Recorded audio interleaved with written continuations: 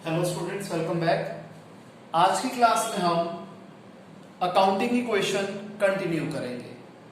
Last class में हमने accounting equation की बेसिक एंट्रीज कैसे बनती थी वैसे कर ली थी। आज की क्लास में हम कुछ क्वेश्चंस, कुछ इलस्ट्रेशंस की प्रैक्टिस करेंगे। तो सबसे पहले मैंने ली है इलस्ट्रेशन 3। इसमें फर्स्ट पॉइंट है, Rakesh started business with cash rupees 1,50,000। Rakesh ने 1,50,000 रुपीज लगा के बिजनेस की शुरुआत करी। इसमें आपको बता दूं, सबसे पहला कॉलम होता है सीरियल नंबर का, जिसको हम एंट्रीज के हिसाब से 1, 2, 3, 4 नेमिंग दे देते हैं। फिर आ जाते हैं पर्टिकुलर्स का कॉलम। इसमें मैंने लाइन डाल दी। इसमें बेसिकली जो स्टेटमेंट हमें पॉइंट्स में दी होती है उसी को हम कॉपी कर देते हैं। इसके बाद हर एसेट का अलग कॉलम बनता है। फिर ये मैंने डबल लाइन खींच दी, यानी कि लेफ्ट साइड पे एसेट्स हैं और राइट साइड पे कैपिटल प्लस लायबिलिटी। और आपको बताया था हर लायबिलिटी का भी अलग कॉलम बनेगा, हर एसेट का भी अलग कॉलम बनेगा। तो फर्स्ट पॉइंट में है, राकेश ने बिजनेस की शुरुआत करी 1,50,000 कैश लगा के। तो इसकी ट्रीटमेंट क्या हो जाएगी? कैश 1,50,000 से बढ़ जाएगा और कैपिटल भी 1,50,000 से बढ़ जाएगी। और आप हर स्टेप के बाद इवेल्युएट कर सकते हैं कि LHS is always equal to RHS। Point number 2, furniture purchase for cash 20,000। हमने 20,000 रुपए का फर्नीचर खरीदा कैश पे, तो हमारा कैश 20,000 से रिड्यूस हो गया और फर्नीचर हमारा 20,000 से इंक्रीज हो गया। और बाकी किसी भी जगह इसका कोई इफेक्ट नहीं है। जो खाली जगह है, चाहे तो आप वहां पर डैश डाल सकते हो, नहीं तो उसे आप ब्लैंक छोड़ दोगे तब भी कोई दिक्कत नहीं है। मैंने क्वेश्चन पहले ही पढ़ लिया था, इसलिए जो जो कॉलम्स बनने थे मैंने पहले ही बना दिए। Third point, purchase goods from Mahesh on credit 25,000। हमने महेश से 25,000 के गुड्स उधार पे खरीदे, तो हमारा स्टॉक 25,000 से बढ़ जाएगा। स्टॉक को हम गुड्स भी कह सकते हैं। और हमने उधार पे खरीदे हैं, नाम आया है तो उधार पे खरीदे हैं, तो हमारे क्रेडिटर्स भी 25,000 से इंक्रीज हो गए। अगेन आप देख रहे हैं कि लेफ्ट हैंड साइड पे भी प्लस 25,000, राइट हैंड साइड पे भी प्लस 25,000। इक्वेशन इक्वल चल रही है। सेकंड में हमने क्या देखा था कि लेफ्ट हैंड साइड पे माइनस 20,000 प्लस 20,000 दैट इज 0 और राइट हैंड साइड पे भी 0। तो हमेशा LHS और RHS इक्वल ही चलेगी। Fourth point, sold goods costing 10,000 to Mohan for cash 14,000। नाम और कैश दोनों आ गया, यानी कि कैश ट्रांजैक्शन है। हमने 10,000 वाले गुड्स 14,000 रुपए के बेचे कैश पे। गुड्स यानी कि स्टॉक हमारे 10,000 से रिड्यूस हो गया, कैश हमारा 14,000 से इंक्रीज हो गया, 4,000 का हमें प्रॉफिट हुआ, उससे हमारी कैपिटल इंक्रीज हो गई। Next point, additional capital introduced 20,000। हमने 20,000 रुपए की एडिशनल कैपिटल इंट्रोड्यूस करी। हमें पता है एडिशनल कैपिटल इंट्रोड्यूस करी तो 20,000 से हमारा कैश भी बढ़ जाएगा और 20,000 से हमारा कैपिटल भी बढ़ जाएगा।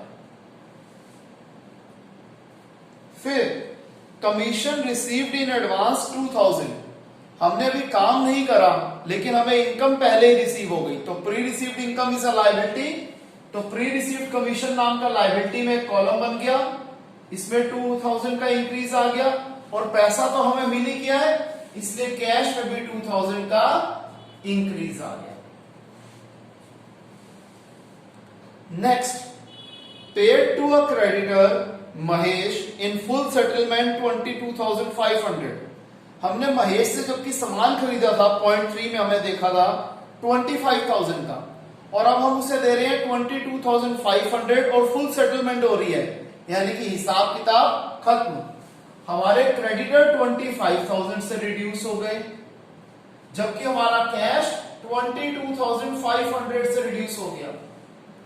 हमने दिए 22,500 रुपए, 25,000 रुपए की हमारी लाइबिलिटी कम हो गई, इसका मतलब हमें 2,500 रुपए का फायदा हुआ है, तो कैपिटल हमारी 2,500 रुपए से इंक्रीज हो जाएगी, क्योंकि सारे प्रॉफिट से कैपिटल हमेशा बढ़ती है और सारे तरह के लॉसेस से कैपिटल हमेशा रिड्यूस होती है, कम होती है। नेक्स्ट, हमने 15,000 वाले गुड्स 18,000 रुपए के बेचे, जिनमें से 5,000 में कैश मिल गए।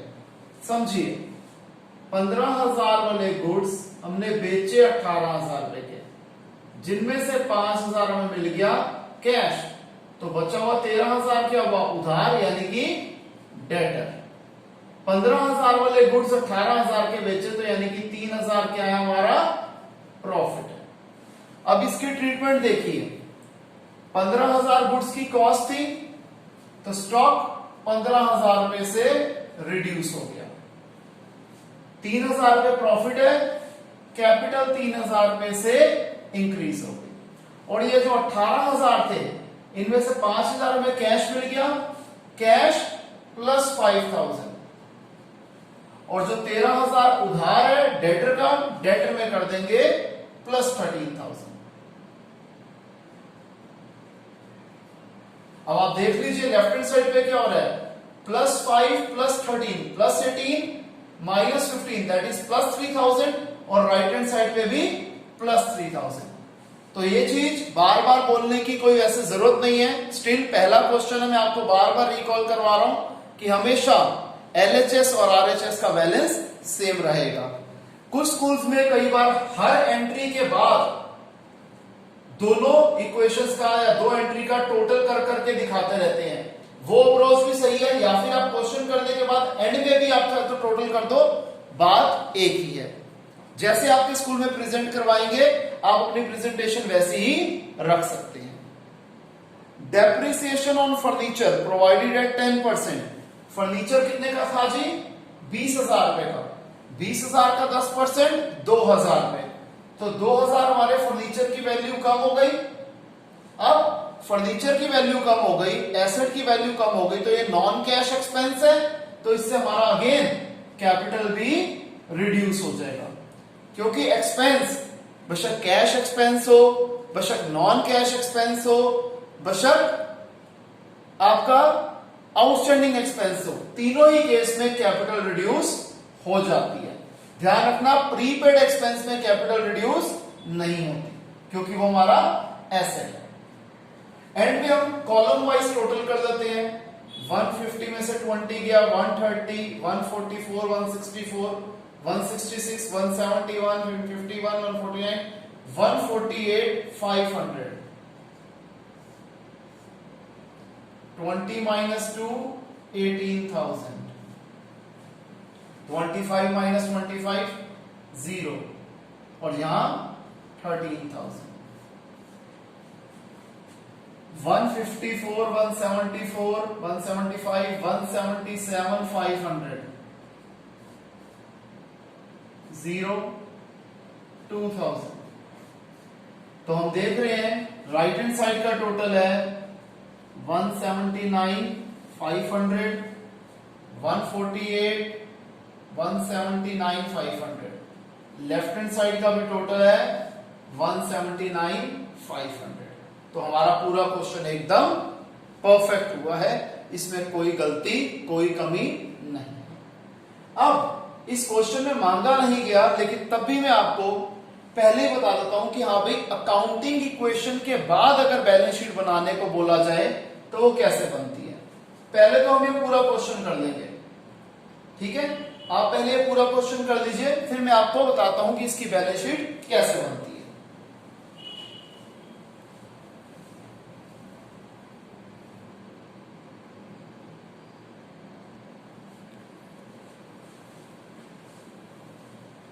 देखिए स्टूडेंट्स, जब हम यहां तक कर लेंगे फिर मैं बैलेंस शीट आपको बनानी सिखाता हूं।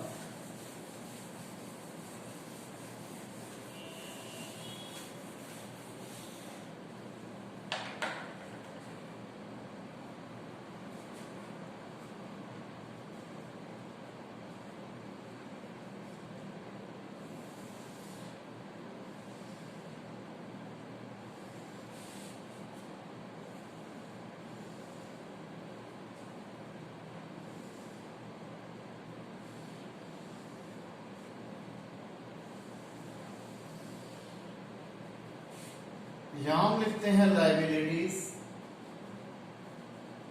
Amount assets amount. ध्यान रखना लाइबिलिटीज में लाइबिलिटीज और कैपिटल सब आ जाता है। अब सबसे पहले कैपिटल जिसका टोटल है 177,500, कैपिटल 177,500। प्री रिसीव्ड कमीशन, क्योंकि क्रेडिटर तो जीरो हो गए इसलिए उसको अलग से उसका हेड दिखाने की भी कोई जरूरत नहीं है।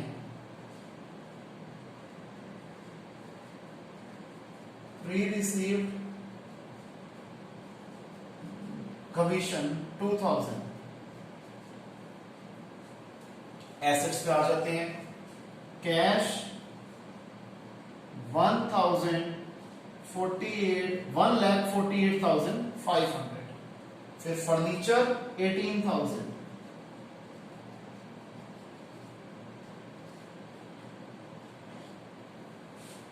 स्टॉक लिखने की कोई जरूरत नहीं है। फिर डेटर 13,000।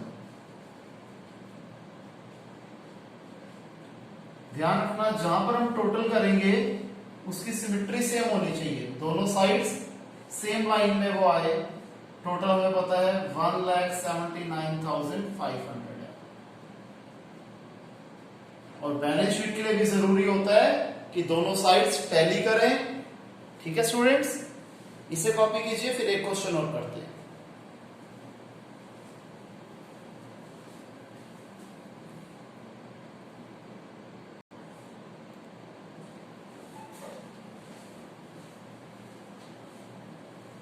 तो स्टूडेंट्स नेक्स्ट क्वेश्चन मैंने ले लिया, क्वेश्चन नंबर 15।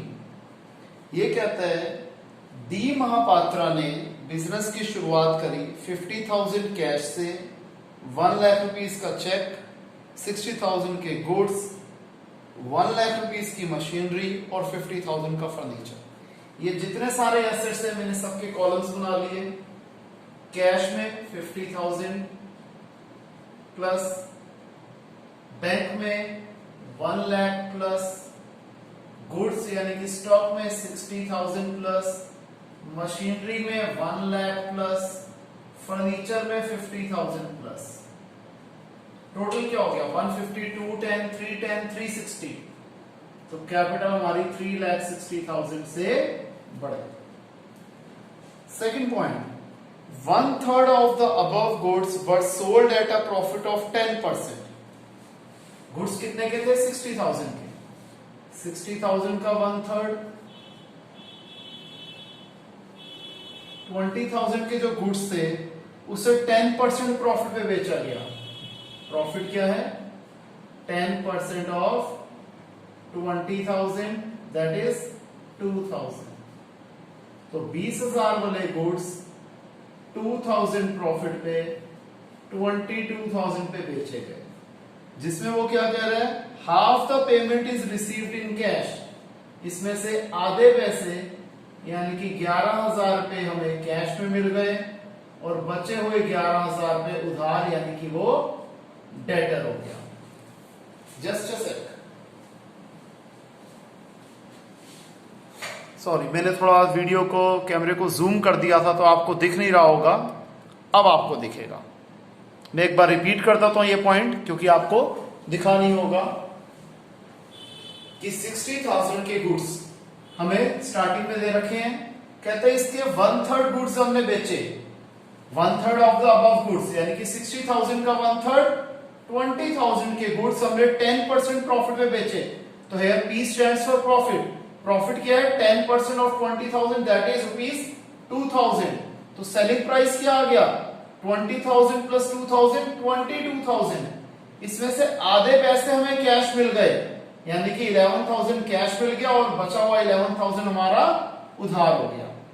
जब हमने 20,000 वाले गुड्स 22,000 के बेचे तो 2,000 हमारा प्रॉफिट है, तो कैपिटल हमारी 2,000 रुपए से बढ़ गई।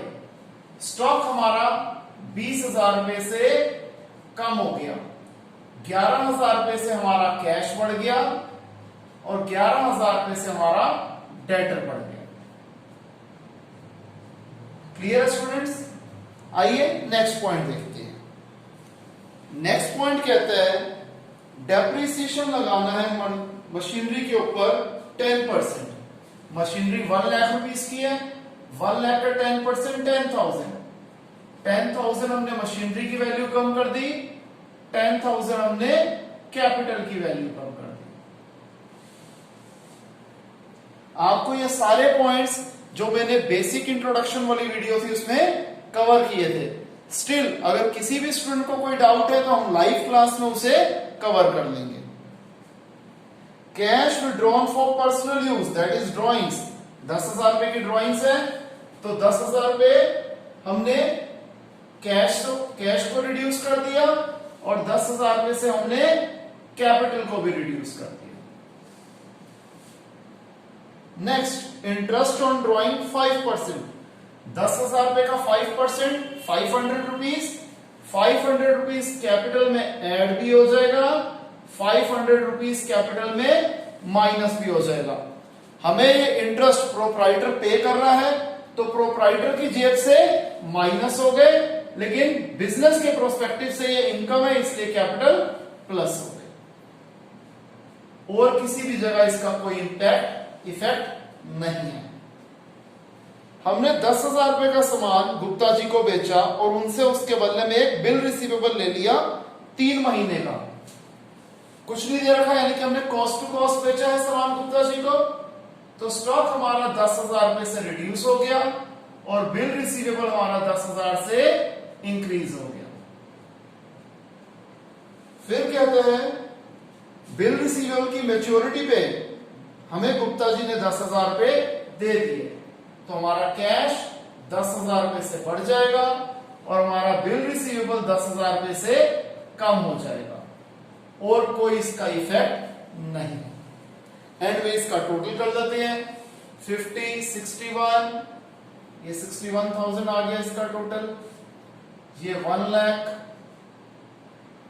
ये 30,000, ये 90,000, ये 50,000, 11,000 और ये कुछ पे नहीं, 362, 342, 61, 161, 191, 281, 292, 342। तो एसेट का टोटल है हमारा 3,42,000 और कैपिटल का सिर्फ एक ही कॉलम था, लायबिलिटीज में एक भी नहीं थी, तो 3,42,000, 3,42,000 और 3,42,000 टोटल सेम है, यानी कि आंसर हमारा एकदम करेक्ट है। इसे कॉपी कीजिए।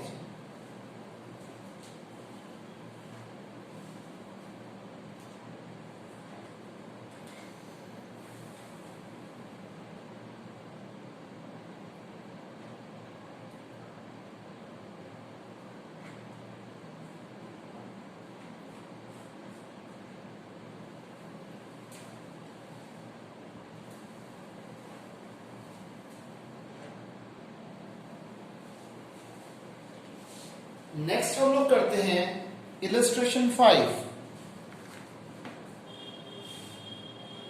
इलस्ट्रेशन 5 में हमें क्या कहता है, how are the following items dealt in the accounting equation. आप इन आइटम्स को अकाउंटिंग इक्वेशन में किस तरीके से डील करेंगे। फर्स्ट है interest due but not received 500। Interest due हो गया लेकिन अब हमें मिला नहीं है, तो ये क्या हुआ बेटे, हमारी अक्रूड इनकम है। तो हम क्या करते हैं अक्रूड इनकम को, एसेट साइड पे अक्रूड इंटरेस्ट का हम एक कॉलम बना देंगे और दूसरी साइड पे लायबिलिटी साइड पे कैपिटल पे इसका इंपैक्ट पड़ेगा। तो हमारा अक्रूड इनकम 500 रुपीज से बढ़ जाएगी और हमारी कैपिटल भी 500 रुपीज से बढ़ जाएगी। इसको हम अकाउंटिंग इक्वेशन में इस तरीके से रिप्रेजेंट करते हैं। अगर आप इसको थ्योरी वे में लिखना चाहो तो जैसे हमारी बुक में लिखा हुआ है हम वैसे भी इसे लिख सकते हैं कि interest due but not received shall be added to assets on one side and to the capital on the other side. मैंने जो आपको प्रेजेंटेशन बताई है ये प्रैक्टिकल पार्ट को कैसे करा जाता है वो बताई है। अब आप इसी से ही इसको थ्योरी फॉर्म में कन्वर्ट कर सकते हैं, क्योंकि ऐसा क्वेश्चन जो है इसी फॉर्म में पूछा जाएगा। बेसिकली एक आपको बड़ा क्वेश्चन जो आएगा उसका कोई भी एक या दो पॉइंट इस इलस्ट्रेशन से पिक किए जाते हैं। तो आपको अकाउंटिंग इक्वेशन में प्रैक्टिकली रिप्रेजेंट कैसे करना है मैं आपको वो सिखा रहा हूं। सेकंड पॉइंट क्या है जी? Rent received in advance. Rent हमें पहले ही मिल गया, पहले ही मिल गया तो कैश तो मिल गया, कैश हमारा इंक्रीज हो जाएगा। और कोई इनकम हमें पहले मिल जाए वो लायबिलिटी होती है, तो लायबिलिटी साइड पे कॉलम बन गया प्री रिसीव्ड रेंट। ये लायबिलिटी भी हमारी बढ़ जाएगी। अमाउंट कितना है? 1000 रुपीज। ये लाइन अगेन रिप्रेजेंट कर रही है कि इस साइड एसेट्स है और इस साइड कैपिटल प्लस लायबिलिटी है। कैपिटल होगा तो अलग से आपको कैपिटल हेडिंग दे दूंगा, अगर नॉर्मल हेडिंग है यानी कि ये लायबिलिटी के हेड का नाम है। थर्ड पॉइंट इसमें कहते हैं insurance premium paid in advance. हमने कोई खर्चा ड्यू होने से पहले ही पे कर दिया। पे कर दिया तो जी कैश तो माइनस होएगा ही होएगा, और वो खर्चा जो ड्यू होने से पहले ही पे कर दिया जाए it is an asset. Prepaid expense is an asset, तो प्रीपेड इंश्योरेंस प्रीमियम नाम का एक एसेट क्रिएट हो जाएगा, ये इंक्रीज हो जाएगा। अमाउंट कितना है? 1500। हमारा कैश 1500 से रिड्यूस हो गया और प्रीपेड इंश्योरेंस प्रीमियम नाम का एसेट 1500 से इंक्रीज हो गया। Fourth point salaries due but not paid. Salaries due हो गई हैं लेकिन अभी हमने पे नहीं करी। देखिए जी, सूनर और लेटर पे तो करनी है। आपको बोला था कि कोई भी एक्सपेंस हो अगर हमने पे नहीं भी करा, पे कर दिया तब भी कैपिटल रिड्यूस होगी, अगर पे नहीं करा आउटस्टैंडिंग है तो भी वो कैपिटल को हमेशा रिड्यूस करेगा, तो कैपिटल हमारी कम होगी। अब ये क्या है? लायबिलिटी क्रिएट हो गई, तो एक लायबिलिटी बन जाएगी किस नाम से? आउटस्टैंडिंग सैलरीज के नाम से। तो आउटस्टैंडिंग सैलरीज के नाम की ये लायबिलिटी हमारी इंक्रीज हो गई। अमाउंट कितना है? 2000 रुपए।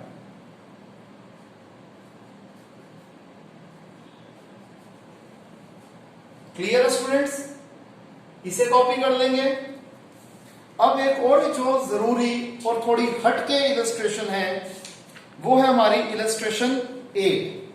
उसमें हमें अपने थोड़े दिमाग के घोड़े दौड़ाने हैं, अपनी क्रिएटिविटी अपनी नॉलेज का यूज करके एग्जांपल्स देने हैं। जैसे इलस्ट्रेशन 8 में कहता है फर्स्ट पॉइंट में हमें एक एग्जांपल देना है हर स्टेटमेंट का। फर्स्ट पार्ट में कहता है कि increase in one asset decrease in another asset. एक ऐसी अकाउंटिंग इक्वेशन का एग्जांपल दीजिए जिसमें एक एसेट बढ़ रहा है और दूसरा एसेट कम हो रहा है। एक एसेट बढ़ रहा है, दूसरा एसेट कम हो रहा है। तो मैं मान लेता हूं परचेस्ड फर्नीचर फॉर कैश ₹10,000। मैंने 10,000 रुपए का फर्नीचर खरीदा कैश पे, तो इसका इंपैक्ट क्या होगा? कैश 10,000 से रिड्यूस हो जाएगा और फर्नीचर हमारा 10,000 से इंक्रीज हो जाएगा। यानी कि क्या हो रहा है कि हमारा इस साइड तो कोई इंपैक्ट नहीं है। एक एसेट फर्नीचर नाम का एसेट बढ़ रहा है और कैश नाम का एसेट रिड्यूस हो रहा है। समझ गए? ये वाला साइन है इंक्रीज का, ये वाला साइन है डिक्रीज का। सेकंड पॉइंट, एक ऐसा एग्जांपल दीजिए increase in one asset increase in liability. अच्छा, यहां आपको एक चीज बताना चाहूंगा, मैंने एक पर्टिकुलर ये एग्जांपल लिया, ऐसे दर्जनों भर एग्जांपल आप दे सकते हैं। फर्स्ट पार्ट का ये भी एग्जांपल दे सकते थे कि हमने गुड्स खरीदे कैश पे, तो कैश कम हो गया और स्टॉक बढ़ गया। ऐसे बहुत सारे एग्जांपल्स बन सकते हैं। तो सेकंड पार्ट में कहते हैं कि एक एसेट बढ़ रहा है और लाइबिलिटी भी बढ़ रही है। तो मैं मान लेता हूं परचेस्ड गुड्स ऑन क्रेडिट ₹2000। तो स्टॉक हमारा 2000 से बढ़ जाएगा, इंक्रीज हो रहा है, और क्रेडिटर्स ये भी हमारे 2000 से इंक्रीज हो जाएंगे। तो हम क्या देख रहे हैं, एक एसेट बढ़ रहा है और एक लायबिलिटी बढ़ रही है। क्लियर? Third point,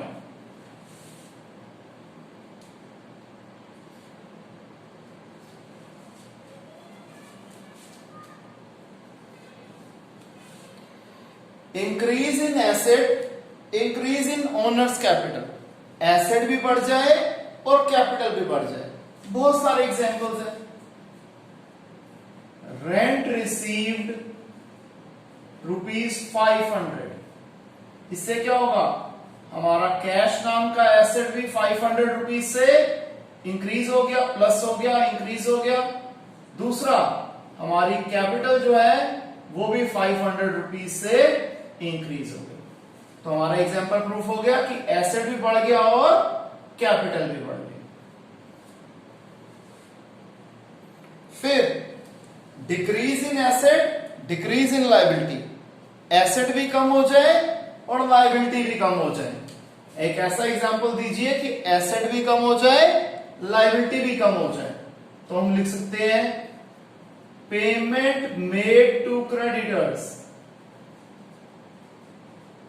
₹2000। हमने 2000 रुपए की क्रेडिटर्स की पेमेंट कर दी, तो हमारा कैश 2000 से डिक्रीज हो गया, और हमारी लायबिलिटी साइड पे क्रेडिटर्स जो थे वो भी 2000 से डिक्रीज हो गए। तो हमारा कैश भी कम हो गया और लायबिलिटी भी कम हो गया, यानी कि एसेट भी कम हो गया और लायबिलिटी भी कम हो गई। फिफ्थ, एसेट भी कम हो जाए और ओनर की कैपिटल भी कम हो जाए। एसेट भी कम हो जाए और कैपिटल भी कम हो जाए। ये हो जाएगा रेंट पेड, कोई भी हम एक्सपेंस ले सकते हैं। Rent paid ₹1000। तो कैश जो कि हमारा एसेट है ये ₹1000 से कम हो गया, और हमारी कैपिटल ये भी ₹1000 से कम हो गया। क्लियर? सिक्स्थ पॉइंट, लायबिलिटी कम हो जाए और कैपिटल बढ़ जाए। लायबिलिटी कम हो जाए और कैपिटल बढ़ जाए। ऐसा कैसा एग्जांपल हो सकता है कि जिसमें लायबिलिटी तो हमारी कम हो रही है लेकिन हमारी कैपिटल बढ़ रही है। इसको हम लिख सकते हैं conversion of partners loan into capital. अगर दो पार्टनर मिलकर बिजनेस चला रहे थे, एक पार्टनर ने बिजनेस को लोन दिया हुआ था और वो कहता है वो लोन को मैं अपनी कैपिटल में कन्वर्ट कर लेता हूं, तो क्या हो जाएगा कि जो लोन था वो रिड्यूस हो जाएगा। मैं मान लेता हूं ₹2 लाख। तो लोन जो था कंपनी के लिए लायबिलिटी वो ₹2 लाख से कम हो गई, और जो कैपिटल थी इस पार्टनर की वो ₹2 लाख से इंक्रीज हो गई। सारा इंपैक्ट एक ही साइड पे है, तो क्या होगी, लायबिलिटी कम हो गई और कैपिटल बढ़ गई। ठीक है जी। सेवंथ पॉइंट,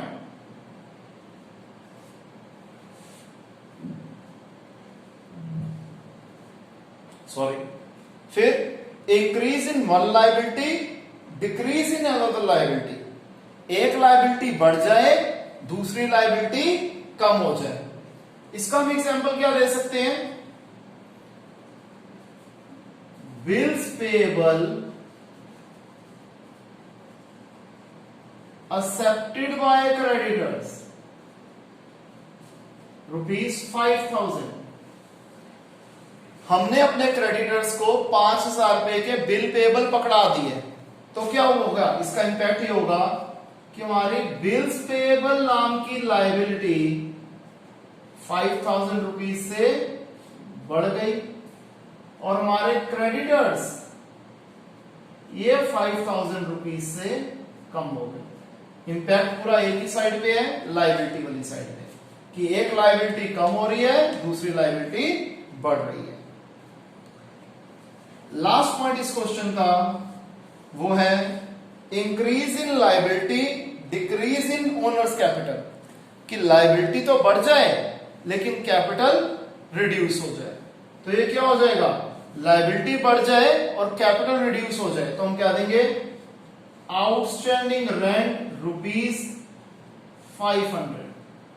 तो आउटस्टैंडिंग रेंट नाम की लायबिलिटी 500 रुपीज से बढ़ गई और कैपिटल जो है वो हमारी 500 रुपीज से कम हो गई। अगेन जो हमें मांगा गया था कि लायबिलिटी बढ़ जाए और कैपिटल कम हो जाए। क्लियर है स्टूडेंट्स, इसे कॉपी कीजिए।